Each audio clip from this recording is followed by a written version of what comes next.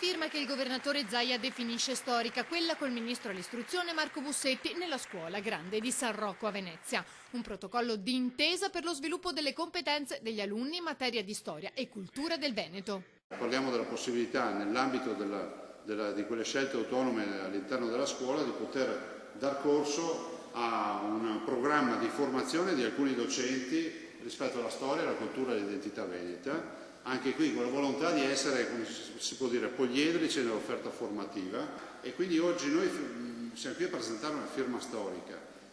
Qualcuno, e anche i giornalisti, magari non veneti, mi chiedono: ma perché queste cose in Veneto?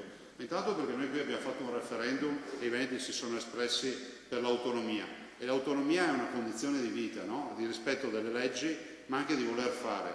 Lo diceva il vecchio presidente Napolitano, diceva l'autonomia è una vera assunzione di responsabilità, e noi siamo una comunità responsabile come la Lombardia, l'Emilia Romagna, sono tutti quelli che chiedono di poter avere più autonomia. Il protocollo prevede la selezione di 5 insegnanti da destinare ad attività di studio, ricerca e diffusione di unità didattiche di apprendimento sulla storia e la cultura veneta. A partire dal prossimo anno scolastico opereranno a tempo pieno come ricercatori per coinvolgere docenti e studenti delle scuole che nell'esercizio dell'autonomia scolastica chiederanno la loro collaborazione.